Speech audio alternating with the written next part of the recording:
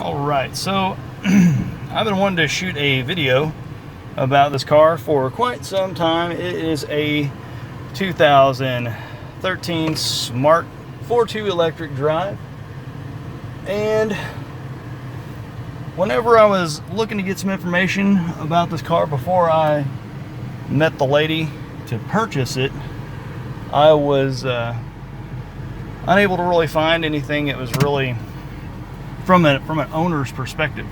So that's what you're going to get today. I've had this car for about 2.5 months, and I've put over 1,000 miles on this car. Well over 1,000 miles in 2 months. So I've got a pretty good idea of what it's like driving it. So what I'd like to do is I'd like to not really compare this to any other vehicle, because that's apples and oranges. What I like to do is just give you my experience in driving this vehicle as a commuter car. This isn't my only vehicle, but it almost is my primary means of transportation, because I really, prefer to drive it as my primary means of transportation. It's really fun and actually pretty practical to drive. To be honest with you, I find myself driving a majority of the time, running errands and driving back and forth to work. I really find myself driving alone. I'm married, have a family and all that stuff, and for family functions, obviously this car doesn't work with a wife and 2 kids, but with driving to work and just commuting and running around, it does really well. So I'll talk about the things that I do like, things that I don't like, and again, stuff that I couldn't find information about, and then just my perspective of driving the car, because I couldn't really get anything that was really valid, or anything that was, I don't know, some of the stuff was just kind of didn't make a lot of sense to me, and I thought it was kind of bullcrap after driving the car. So first and foremost, before I even bought the car, I was reading online about Battery Assurance Plus. If you Googled anything about the Smart 4.2 electric drive, Battery Assurance Plus is something that's going to come up, and it may have turned you off of buying one of these. So before I even looked at it and wasted my time driving it, I wasn't interested in buying a car where I had to lease the battery. So I called the number, ran the VIN number. It was a 1-800 number. I don't have the number right offhand, but I called the number, and the lady was like, "Yeah, we don't even do that anymore." So the car does not have Battery Assurance Plus. I don't have a car. I didn't buy a car and have a battery that Mercedes owns. If you're not familiar with Battery Assurance Plus, as of mid-July of 2018, it doesn't exist, at least according to Smart, who I've called. So there's one thing that was outdated, and outdated at least, that I looked at online. So what's it like driving this car? It's actually pretty fun as far as range goes. When I first got the car, the range that popped up, you have this little indicator here.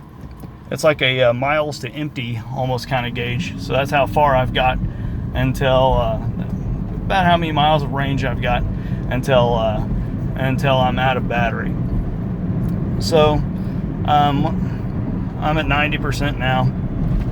I'm not really, I wasn't 100% when I left. I'm actually on my way to work, and that's one of the things I was wanting to do, is take it on my commute to work, because I drive on the interstate at 78 miles an hour every single day that I go to work. So everybody who's worried about, oh, you can't drive this car on the freeway, that's a ridiculous claim. You can certainly drive this car on the freeway. I do it all the time. It doesn't become unstable. It doesn't burst into flames. It doesn't flip on its top. It doesn't fly into pieces. None of that happens. It drives like any other car on the interstate.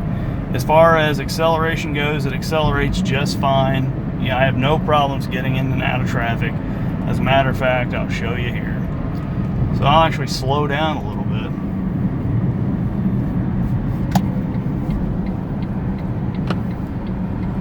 And there's a little click whenever you get on the gas. When you step on it all the way, this little click pops up, and it doesn't pop up,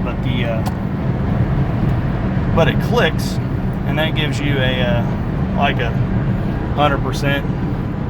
It's like a subtle little click. It gives you like extra battery power or whatever. I usually don't need it when I merge onto the interstate. Anyway, the range when I first got it was saying about 64 miles. The way I drive it, I don't get 64 miles. My realistic range is about 55 miles. That being said, I have been in a series of unfortunate events to where I actually have ran this thing completely and totally out of battery power. I knew it was going to be extremely close in doing so, but I was like, you know, I think I can make it. I wasn't very mindful about driving and conserving my range, and I ran out of battery power. Now, I said I wasn't going to compare, but I've read online when I was looking to get an EV that was very affordable, you know, anywhere between, you know, $5,000 and you know, $7,000 to $8,000. The Fiat 500e was one of those options. And one thing I read is if you run out of battery power on it, that it'll completely lock down, shut out. You got to take it to the dealership. I didn't have that problem in this car. This car was just like I ran it out of gas. I dropped it down into neutral, and then I just pushed it over to some really, really nice people to their house, plugged it into their 110 outlet that they had outside, and charged it up. They were super nice and gave me a ride to work. Super nice. I'm gonna hook them up with a Christmas card and a gift card out of nowhere this year. I don't know who these people are, but it was super nice of them to do that for me. They really didn't have to do that. But anyway, I get asked about this car all the time, so a lot of people around here aren't familiar with electric cars. So talking about the range and charging and all that, one of the things, I live in southeast Missouri. I'm driving down I-55 right now, and one of the things, if you're in an older part of the country, or you live in an older house, if you are going to charge with your 110 outlet, you have to have a three-wire grounded outlet. Now that seems like everybody would have that. A lot of people don't, especially around here. Some of the outlets in my house aren't grounded like that, and they're 20 amp outlets, and they're not grounded. So just be aware that they are that, you know, you will have to have a three-wire grounded outlet to be able to charge this thing on a 110 outlet. When you do charge on a 110, you get about 3 to 5 miles per hour of charge. That's my experience. So you can do the math. Depending on how far down the battery's drained, that's how long it's going to take you to charge it. So, you know, for every hour it's down, you're going to get about 3 to 5 miles back when you're plugged into a 110. Now, if you do level 2 charging, I have a Clipper Creek with a NEMA 1450 plug on it, and I get anywhere from 14 to 16 miles an hour charge with that. So it's considerably faster when I charge with level 2. One thing that I have noticed is when I do charge with 110, I seem to, when it charges to completely full, I seem to get like 2 more miles out of a complete charge, more than I do with the Clipper Creek. I don't know why that is, but you know, when the Clipper Creek shuts off, I have less charge. I have less range, it says. Another thing with range real quick is air conditioning. If you're running air conditioning like I am, if you shut it off, you're going to gain you're going to gain anywhere from about 2 to 5. You're going to lose anywhere from 2 to 5 miles of range depending on how hot it is outside. I've driven this car, some of the temperatures have been 103 degrees, and whenever I was running my air conditioning to the max, you know, it was saying that, you know, I was losing about 5 miles of range. Today it's like 2 or 3, but I'm always running the air conditioning in it. It hasn't been cold enough yet for me to run the heat, so I have nothing to compare that to.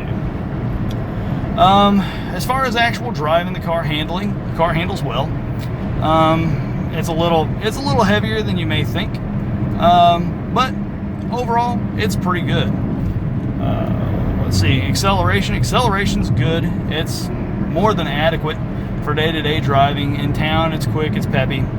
Going down the interstate, you have no trouble. As you see right now, I can more than keep up with traffic. As a matter of fact, I'm able to accelerate and, you know, keep up with traffic and do all that with no problem. And again, I'm alive. I haven't flipped over and tumbled down the interstate or blown into pieces. One of the test drive review things, people were like, "Oh, I'm scared to be on the freeway," and it's like, man, I guess you've never ridden a motorcycle down the freeway, because that's a hell of a lot more. You know, you got wind beating you all over the place. You're getting thrown everywhere by large vehicles and semis and everything else. I'm just saying, you know, a lot of these people are, drive it yourself before you make any kind of assumptions. Do your own research, get in the car and drive it yourself. There's a lot of that stuff. I was just like, they were talking about how bad it rode. The ride quality isn't bad. It's really not that bad at all. Now, when you hit bumps, you're going to feel them without a doubt. It is not like riding in my wife's Tahoe, or even, I mean, it's not unbearable. It's not terrible by any stretch of the imagination. Braking's good. It's nothing spectacular. It's about average, I would say. As far as the regen goes, I wish it had a regen paddle, but when you let off the brake, when you let off the gas, excuse me, or not gas, I guess we'd call it an accelerator, you get, it gets, you know, it regens and charges, you know, and you know, it's not really a I mean, it works and it slows down, but it would be cool to have a regen paddle. That would be something. That would be really nice. Interior room, it's not. This is the only smart car that I've ever been in. I don't know how much different it is than a regular smart car, so I really can't compare it. But I wouldn't think it would be all that different. As far as, you know, leg room, I'm only 5'9", so I'm not really overly tall, but I mean, I've got plenty of room for me to, I don't even have the seat all the way back. I could scoot the seat back a lot. I mean, I would think anybody that was, you know, at least 6 foot, you know, 2 with 6'2", 6'3", you probably wouldn't have a problem driving this car. Width, on the other hand, width is another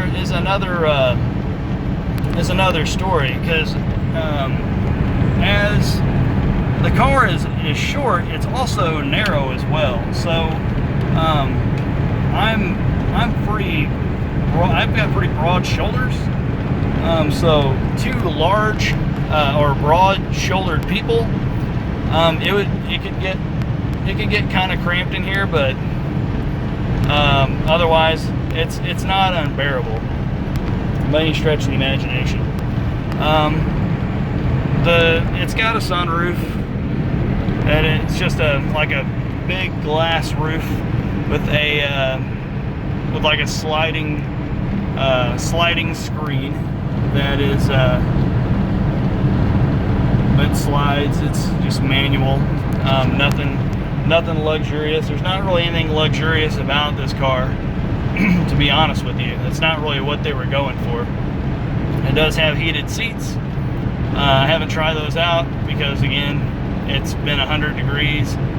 Today it's actually a nice 80 degrees. It's one of the cooler days it's been in the last 2 months. So that's kind of nice. So I'm going to go for the things that I like and the things that I don't like. And these are personal opinions, and you can agree, you can disagree. These are just mine. There's just things that I've got to say.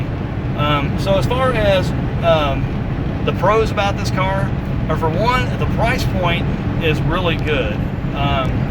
You know, you can get this car for a good price, and for myself or anybody with a round trip commute of, I would say, less than 50 miles, you know, or if you can do like I do and charge at your work for free. You know, I charge for free at my work, so I have a 35-mile commute.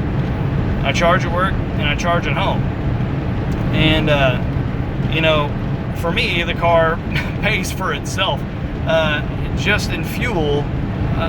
Driving my truck, and I drive a newer truck, you know, it's only a year old. You know, I save $200 a month just in fuel. So this car pays for itself. It'll pay for itself in 2 years. Completely pay for itself. And it keeps the wear and tear off my truck. You know, tires, oil changes, mileage, etc., whatever.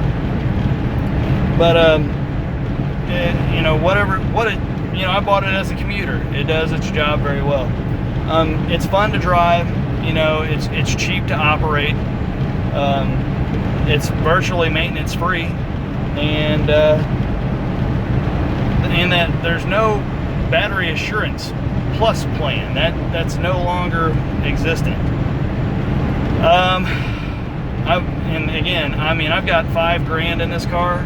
And when I bought it, it had 17,000 miles and still had the factory plastic on the floorboard. Cons to this car. Okay, so this is going to sound bad. This is going to sound really bad. And it's going to sound like I'm hating on the car, but I'm really not. But these are the cons about the car. Okay, the range is only 60 miles. You know, it is what it is.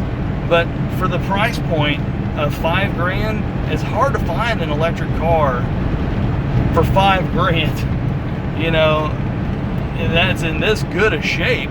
You know, I mean, hey, you know, and 60 miles. I mean, if that'll work for you, I don't think you can really go wrong as a commuter.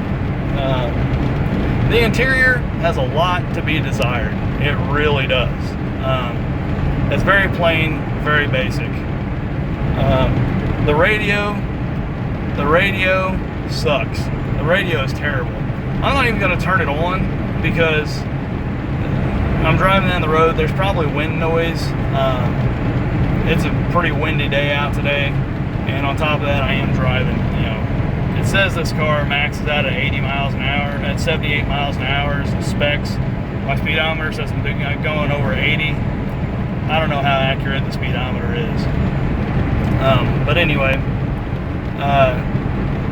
there's going to be a difference when you're listening to it through the phone, but I'm not big on, this factory stereo doesn't have the equality of, the tranquility of the blah, blah, blah. Most factory stereos, I'm more than happy with. I'd say 99% of factory stereos, I'm happy with. This one is terrible.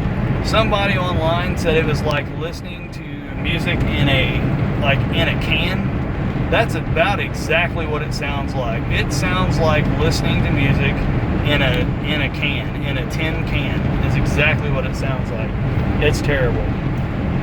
More on the radio is Bluetooth. There's no Bluetooth, and that sucks. No backup camera, that sucks too, but that's for a lot of cars, especially at this age. The display sucks. The display's boring, and there's not a lot of flipping through the menus. Flipping through the menus, there's not a lot to really go through, and in doing so, it just it's very generic. It feels cheap. It looks cheap, and if you have a service thing due, you can't clear it off. I haven't found any way, and I've tried looking up ways to clear off that your service is due and is overdue by 126 days or whatever. There's no way of clearing that off, so it pops up every single time you go to get in the car. It pops up every single time. You have to clear it off. Not that big of a deal, but still. On top of that, whenever you are driving, right, and let's say your battery gets low, like that time it happened to me, a little warning thing will pop up. It'll say high voltage battery low. You can't clear that off to see how many miles you have left. So it's kind of it pops up at 10, 12 miles, and it's you're just kind of I've got 10 or 12 miles, somewhere around in there. When you're cutting it close, every mile matters. So if you do have, it's kind of you should be able to clear that off. I'm well aware my battery is low. I don't need you to tell me and remind me. I'm aware. I can clear it off and see that I'm in the single digits. I don't need the constant, unclearable message that my battery is low. Let's see, what's another thing? Oh, the cup holders. And this is just a standard thing. The cup holders suck. They're in a terrible spot. They're way down here, and they're hard to get to. You have to kind of reach over and bend down and kind of get to your drink, which is it's inconvenient. It'd be nice if they would have designed a console or something just a little different and a little more user friendly. Another thing, so whenever I bought this car, I noticed this down here. There's these two things here. Oh, also, as I look down here, the fit and finish of the carpet sucks. It's terrible. They didn't do a very good job at all. So it looks like the carpet's a little bit too small. And again, I pulled the plastic off, so that was factory. I mean, this isn't some crappy hack job. I mean, that was factory carpet. So that's kind of a crappy job.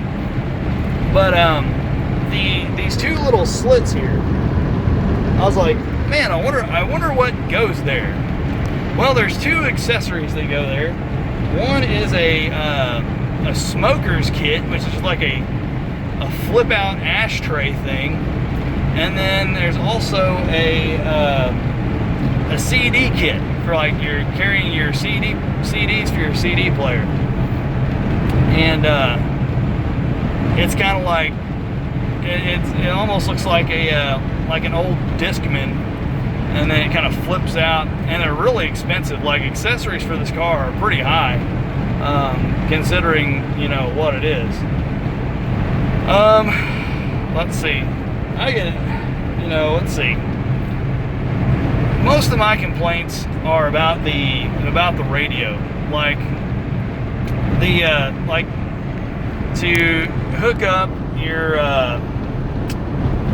like your USB or like your audio cable or whatever. You have to go through the glove box to do it, and so you got cords hanging out everywhere. You know, they could have put a jack like down below here, like somewhere down in here. That would have been much easier and would have made much more sense. Or even just had a jack in the front. You know, that would have also made more sense. But at any rate,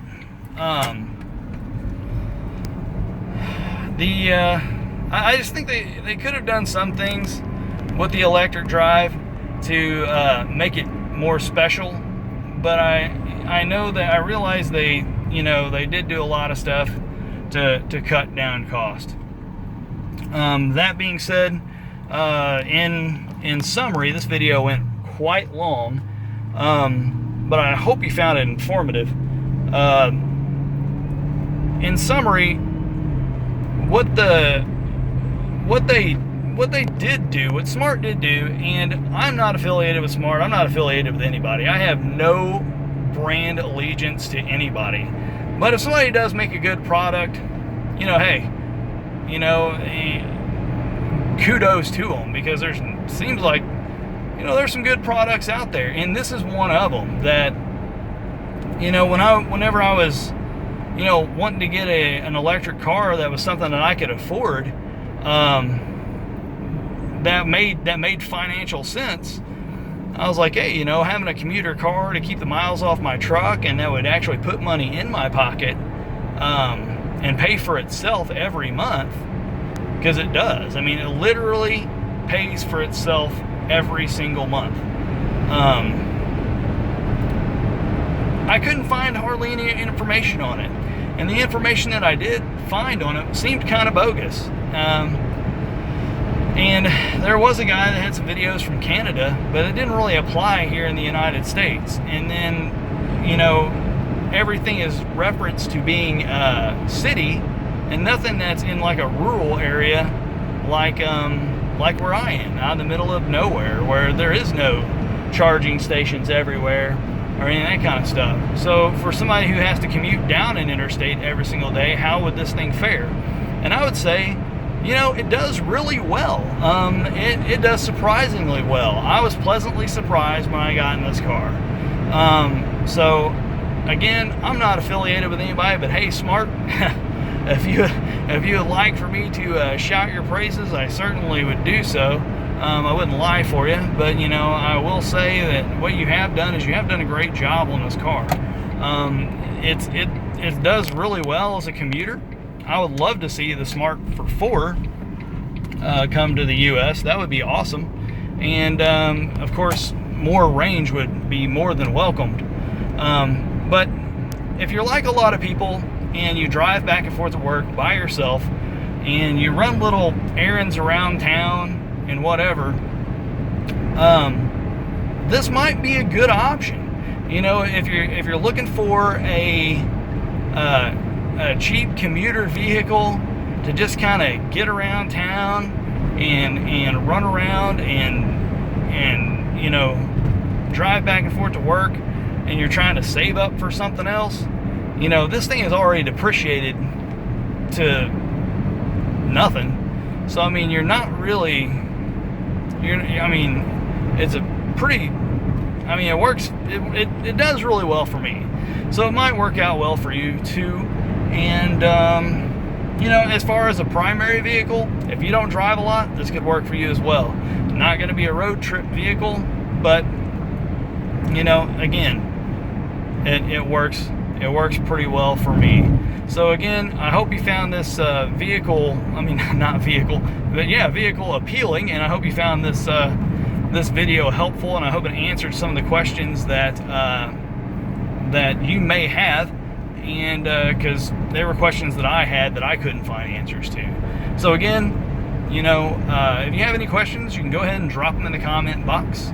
I'm not a YouTuber. I don't shoot a whole lot of videos. This is like my second or third one. I mean, I've done some for school, but you know, for class presentations, but I just kind of shot this one on my way to work because it's something I've been thinking about. So again, ask a question and I'll give you the best answer that I possibly can based on my experience.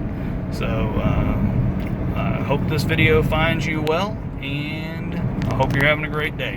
Thanks.